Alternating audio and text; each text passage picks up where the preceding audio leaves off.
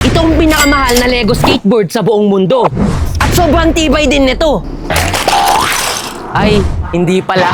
So bakit nga ba ako gagawa ng Lego skateboard? Nung nakaraan gumawa ako ng skateboard na gawa sa popsicle sticks. At maraming ang naka-appreciate dito. Umabot nga ito ng halos 5 million views sa Facebook. Wow! Sumunod gumawa naman ako ng skateboard na gawa sa adobo. At marami ang nainis dito.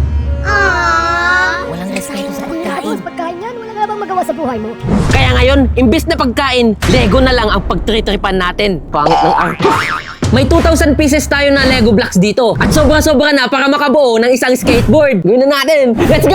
Sinimulan ko ng pagdikit ng ating mga Lego blocks dito sa ating tatlong Lego plate. At syempre, inuna ko dito ang pagitan nila para mas matibay. Bago ko punuin ito, sinubukan ko muna kung matibay ito. Ayan na nga ang sinasabi ko. Di siya ganun katibay. Kaya nagtawag ako ng makakatulong sa akin. Ilang sandali lang.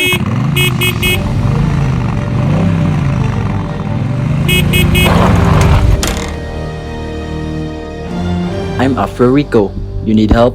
No problemo, amigo.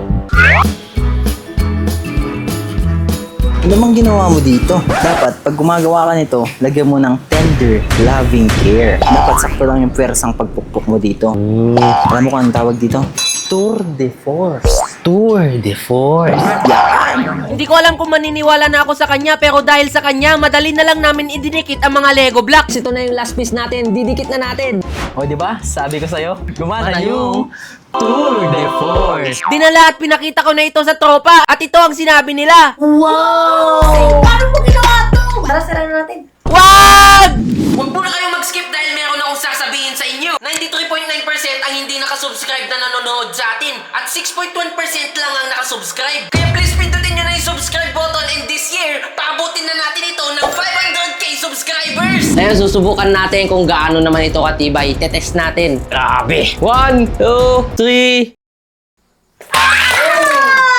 Dapat kasi nilagyan mo yan ng pandikit eh. Ano mo pandikit pwede? Yung sa pandesal, yung palaman doon. Wala talagang matinong kausap dito. Kaya gumamit na lang ako ng solvent para idikit ang mga Lego blocks. At sigurado na akong hindi ito mawawasak. Ginabi na tayo sa paglagay ng solvent kasi sobrang sakit niya sa ilong. Susubukan naman natin kung gaano siya katibay sa solvent lang. Tara.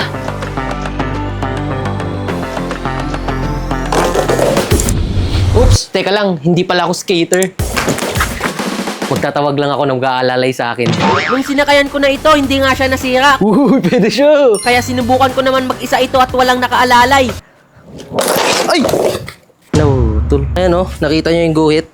Nabali na siya, guys. Kaya naman nilagyan na lang namin ito ng epoxy resin. Ito na lang kasi yung last option namin para mapatibay ito. Kung tatanungin nyo kung bakit din na lang namin lagyan ng kahoy o bakal pampatibay, syempre, para magbukang pure Lego skateboard talaga siya. Good morning! Ayan, napatuyo na natin siya ng overnight and sa tingin ko, sobrang tibay na nito. Tignan nyo naman.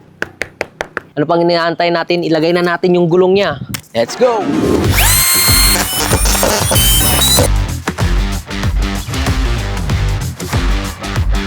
Tadaan! Ayan, nalagay ko na yung gulong. Magkakaalaman na kung hanggang saan naabot itong Lego skateboard na ginawa natin. At syempre, tinawag ko na rin yung mga kasama ko.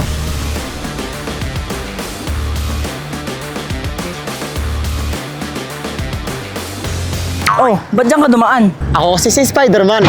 Pero bago yan, iparate muna natin sa kanila. Kanino? Sino? Pinarate na namin ito sa mga skaters. I-rate mo 1 to 10. 10 kuya. Kasi dito, ganda. 9 kuya. Pag nag-tricks paputol. 10 kuya. Pero sa tibay niya, anong sa tingin mo? Sa tibig ko mga 5 lang? Kung sa looks ay 10/10, sa tibay naman ng skateboard ay 5/10. Naku po! Tara, subukan na natin. Bago namin ipasubok sa mga real skaters, kami muna para iwas disgrasya sa kanila.